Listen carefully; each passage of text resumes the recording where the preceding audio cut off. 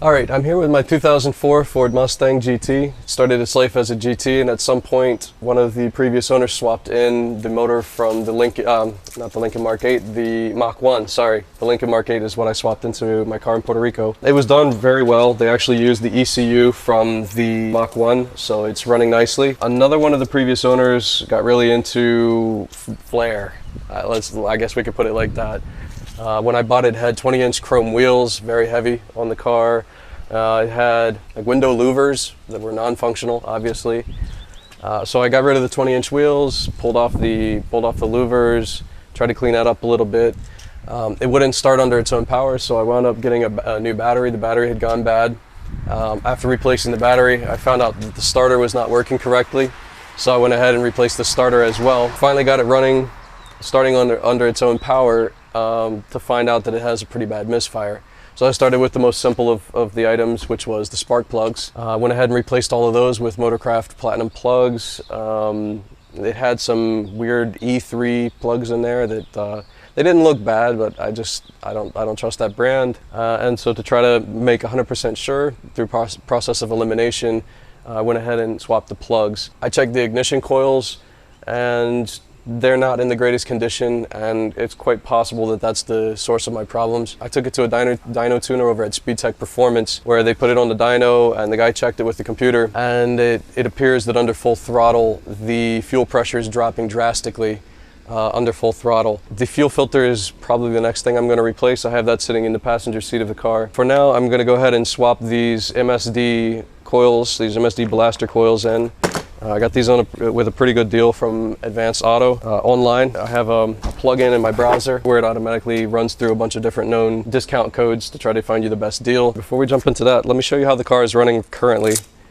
And you can see the vibrations that I'm talking about as I go through the rev range. So to start the car, you have to put the key in the on position, clutch in, and then press the cigarette lighter over here to get it to fire up.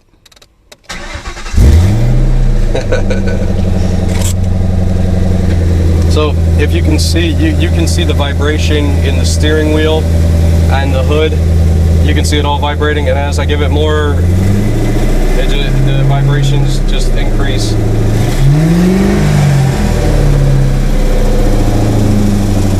So today I'm going to try to eliminate that by switching the MSD plugs. So the first things first, I need to pull off this cover here that covers up the plugs and wires. I'm using a 10mm socket to get these bolts out of here.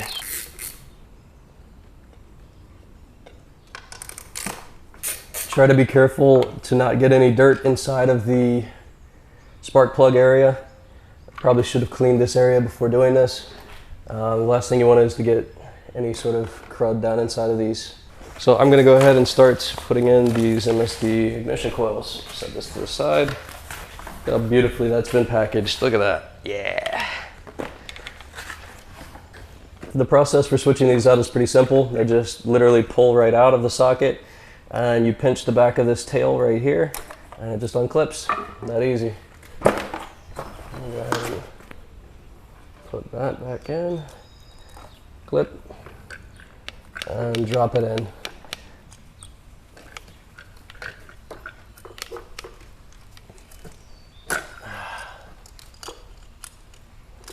The further you get to the firewall, the more tricky this gets. This last one is the least friendly. Okay, that's one side done. Oh, I'm already getting some crap around here. All right, so that's that. I'm gonna go ahead and close it up, make sure all these wires are clear, that they're not gonna get pinched underneath of the cover once it gets bolted back down. Get one of these bolts started. The cover kind of stays in place. Tighten this back down. Don't ask me for torque specs, I don't know them. There we go. So it feels nice and tight. Now for the other side. Pro tip, it's a very bad idea to leave your tools out in the hot sun, especially when they're nice stainless steel accessories from Craftsman, and they're colored black. This collects a lot of heat.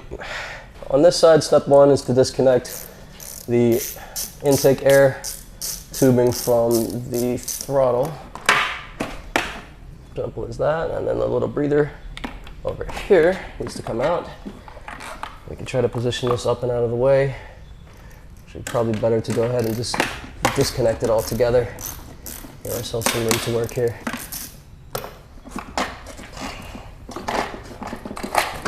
There we go.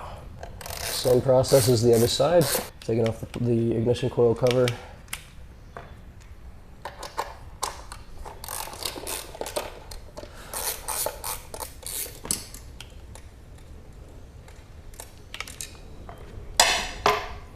There we go. Nice and easy.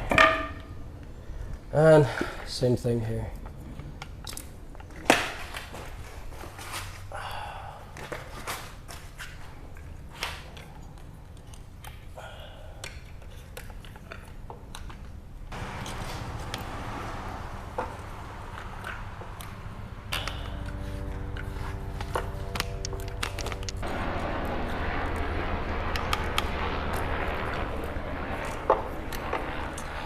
Once again, make sure all the wires are clear.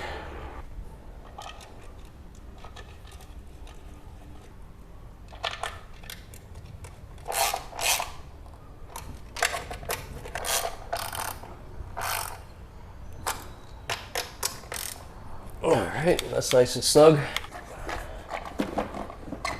Get this all back in place, put the breather tube back in. Need to get it to the throttle. Tighten all this stuff back down again. Okay. With that done, I'm gonna get back in the car and see if I finally fix this ignition problem and see if it'll run smoothly without all the vibrations and the misfire. I'm gonna clean my hands real quick before I go and start touching on my interior. So give me 1 second. All right, now for the moment of truth. Let's see if this worked.